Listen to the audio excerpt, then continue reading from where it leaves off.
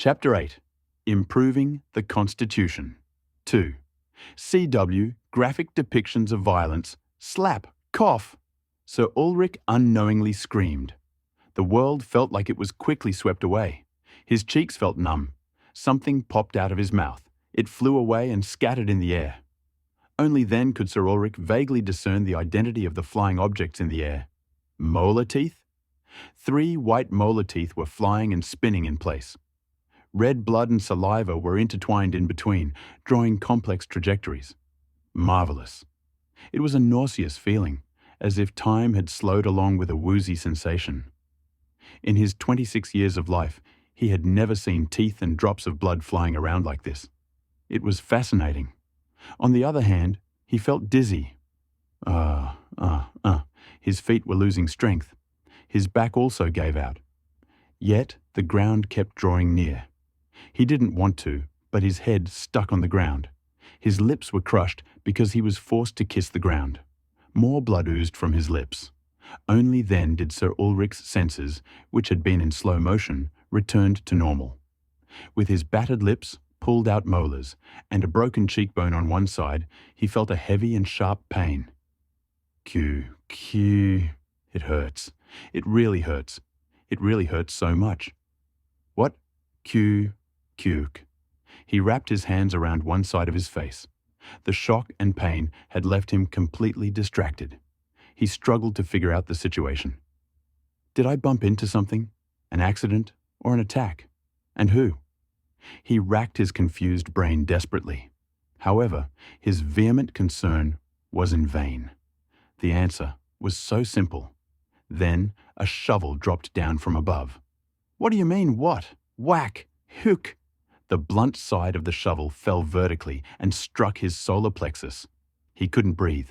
Like a shrimp, his back was bent. He looked up to see who dared to attack him. Soon, Sir Ulrich's eyes widened. Young master? Keok! Wham! The shovel hit him in the face. His lips were torn further and his head jerked away. Nevertheless, Sir Ulrich was still unable to respond properly. Because he was already defenseless, and yet had gotten hit so hard in succession. Oh, for what reason? Why? He couldn't respond, let alone understand. He couldn't even dream of getting up. Lloyd's shovel was too ruthless for that to happen. In the face of merciless violence, Sir Ulrich simply groaned and wrapped his arms around his head and face. Wham! Whack! Bang! Thwack! Coo! Sir Ulrich's face distorted in horror. A strange conviction lurched inside his anguished mind because of all this pain. I am genuinely going to get killed. That was true. Over his arms that wrapped his face, Lloyd's figure, which was peeping through his intertwined arms, was telling enough. The rascal's eyes which stared at him proved that his conviction was right. Right now, the young master was wielding a shovel with eyes that were so calm. Of course, I have to keep my cool if I want to step on someone stronger than me. Wham! While brandishing his shovel without mercy, Lloyd thought, if he gave Sir Ulrich a chance to catch his breath, he could have gotten up. Then his plan could go awry. You think I'm going to miss this hard-won opportunity? Me? In ancient times, the one who attacks first will be the victor, as cited from the laws of war. The surprise attack before gave Sir Ulrich not even a second to respond. Thanks to this, he was able to lead the situation perfectly. No matter how knightly you are, you'll have no choice but to collapse if you receive this kind of blow. Especially if you're just a low-level sword expert who just made his manor heart. The Iron-Blooded Knight novel. I remembered every face of the knights I read there. Sir Ulrich was the least skilled knight in this territory. He was just a low-level sword expert who had just honed his manor heart. While we're on this subject, usually Lloyd was considered unpleasant by him. But I quietly chose to ignore it. This is why I called you today. To set an example. In the future, I don't want anyone to tear into everything I'm going to do. At least not within this territory. One's character is important. What if you bow down once you get involved in a conflict? What if you make a habit of compromising like a good-natured person? After that, Concessions and goodwill will feel like a natural thing to give. You will be reduced to being the so-called pushover. The author uses hogu, a Korean slang that means a person so foolish that everyone uses them for their own benefit. He was badly hurt by this experience in South Korea, especially in the labor field. There were old uncles with good personalities, but some were bad-tempered. Just like his so-called senior co-worker 2SA, a direct sunbai/senior who teaches you, or a direct boss/co-worker who also checks your work. There were many good people. However, I was unlucky. I was paired with a senior with an eccentric character. I suffered all day long. It was common to hear swear words throughout work, which is him criticizing me for no reason. At first, I endured it. He took me as some weak pushover, but I just smiled and listened to him. However, that was never the solution. One day, the senior even cursed my parents. He insulted my parents with various profanities. How did I respond that day? I did this. Lloyd's shovel this time hit Sir Ulrich's shin. Just in time when Sir Ulrich was about to get up. He grabbed his shin and collapsed. Even so, Lloyd's expression didn't change in the slightest. After going nuts like this, I feel more comfortable. At that time, it was the same. The moment I heard the insult ridden with profanities, I flipped out. Immediately, I struck the senior with the shovel I was holding. Naturally, it caused an uproar in the scene, but what about after that? I became relaxed. No one dared to provoke me as easily as before. I learned one truth about life after that occasion. That's the reason I summoned you here. You are the weakest knight in this territory. You barely made your manor heart just a while ago, didn't you? I thought it would be perfect to step on it first. I predicted this based on the novel. Sir Ulrich. I predicted that he would confront me or show a rude attitude at least once on sight. The prediction had hit the bullseye, an exemplary punishment. He was just a scapegoat to be made an example. Whack. Wabum. Tang. Lloyd's shovel didn't stop. A scream erupted from Sir Ulrich's mouth. Q. Yo, young master. Why? Why? Because it's a mutiny. Wabam. Every time the shovel was swung once, Lloyd's words fell coldly. Come on, repeat what you said earlier. Wait, Kuak. Bam. An honourable knight? You rejected the order to oversee the clay transportation process? But hup, whack. What buts? Do you want me to get strictly disciplined? Do you think I'm personally using the soldiers unauthorized? Huh? Cook, sack. Do you know what this document is? It's a soldier mobilization permit. This is an official document approved by father and issued by the administrator. Hence,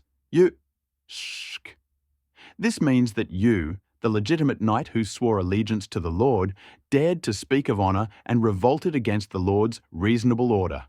In other words, Wham! 1. Have disobeyed the Lord's order. Whack. 2. Have insulted the Lord and forsaken your knighthood. Smack. 3. Have abandoned your own qualifications and pride to the ground. Bang! The shovel, which had been swung in full swing, was raised from below. The flat side of the shovel head lifted Sir Ulrich's chin. And that was it. Whack! Blood gushed into the air, following Sir Ulrich's bowed head. Sir Ulrich then crumbled like a doll without its strings. It was a mess. Phew. Lloyd picked up his disordered breath. After a hard, long workout, his lungs felt like they were going to explode. However, it was rewarding. We have to get rid of him. In the Iron-Blooded Knight novel, Baron Frontera, who appeared in the beginning, was a complete disaster. The proof was that he was using knights who lacked both loyalty and quality, just like Sir Ulrich. These guys need to be cut off and kicked out in the bud as soon as possible. And then we fill the vacancy with those who are talented. That way, there'll be a future for this land. This fief was where I will be getting money for life after all. In order to eat and live for a long time, it was necessary to cultivate talents early on. I glanced around, wiping sweat off my forehead with my sleeves. What are you looking at? Are there any spectacle? The soldiers, who had stopped their hands to watch the chaos, flinched and turned their heads away. Lloyd beckoned at the soldiers who were nearby. You there. And the two of you? Come here. Yeah, yes.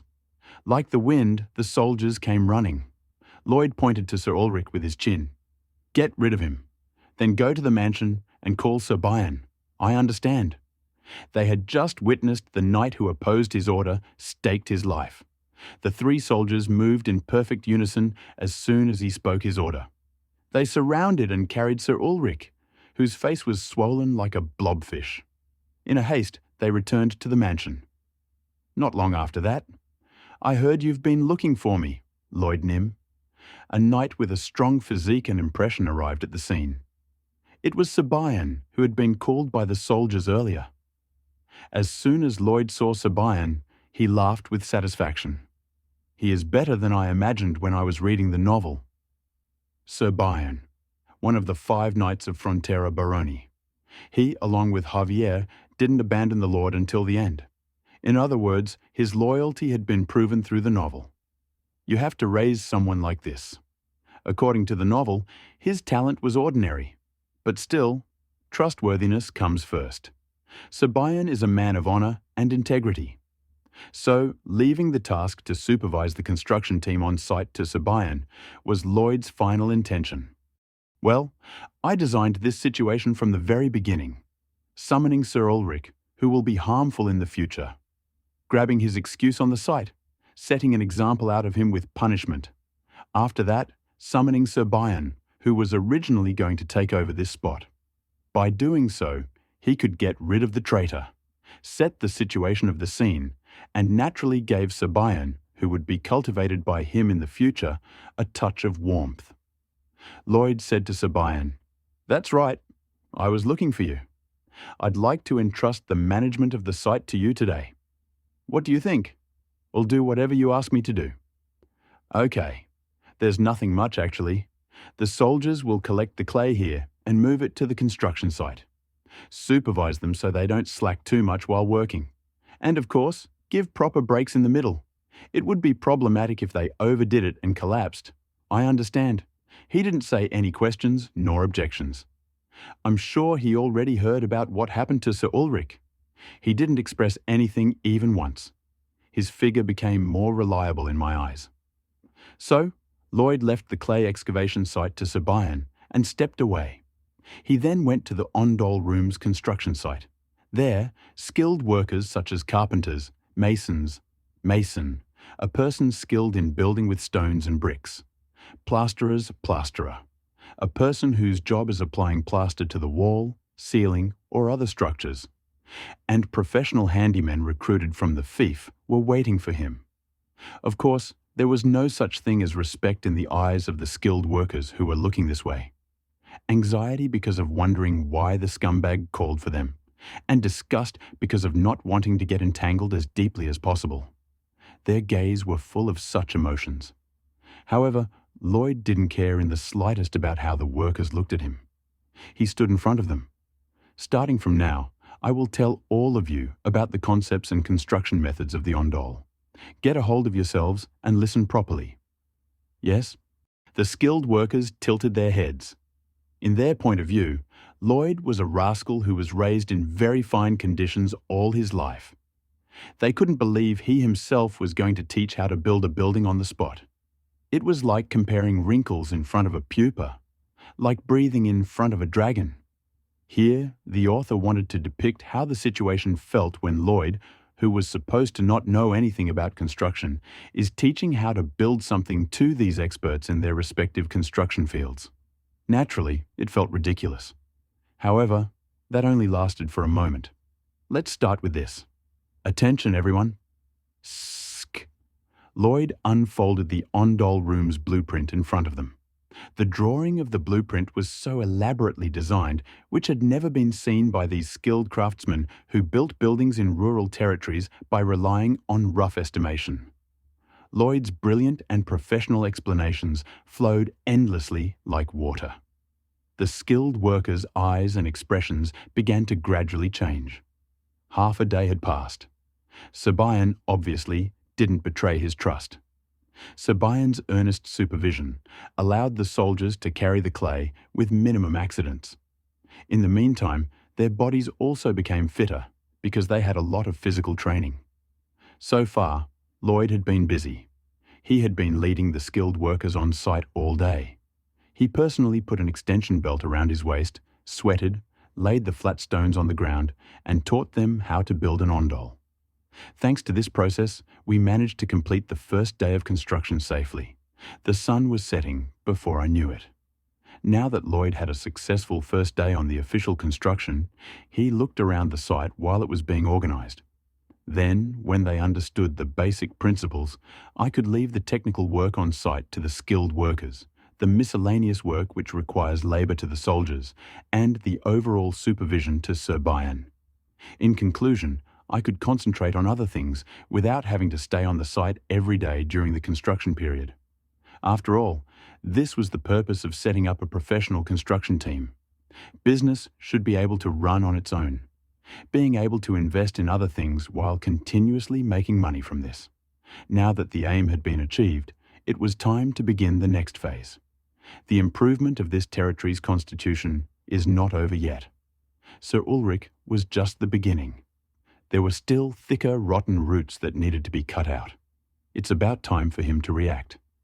Lloyd had thought that this was about the time. Lloyd Nim? I'm here to tell you something related to Sir Ulrich's incident. A haughty and harsh voice came from behind me. Is it Javier? Number? So you're here too, Sir Newman. N-O vel B-J-N C Sir Newman, a senior knight of Frontera barony. The traitor who contributed the most to the downfall of the Baron in the Iron-Blooded Knight novel. Looking back at Sir Neumann, who had finally came here, Lloyd was smiling like a fisherman who caught a big fish. Tlen, I'm really sorry for the late updates this week. I'll try to do some double updates next week. The author uses hogu, a Korean slang that means a person so foolish that everyone uses them for their own benefit. So, a direct sunbae, senior who teaches you, or a direct boss/co co-worker who also checks your work. 3 mason, a person skilled in building with stones and bricks. 4 plasterer, a person whose job is applying plaster to the wall, ceiling, or other structures. 5. Here, the author wanted to depict how the situation felt when Lloyd, who was supposed to not know anything about construction, is teaching how to build something to these experts in their respective construction fields.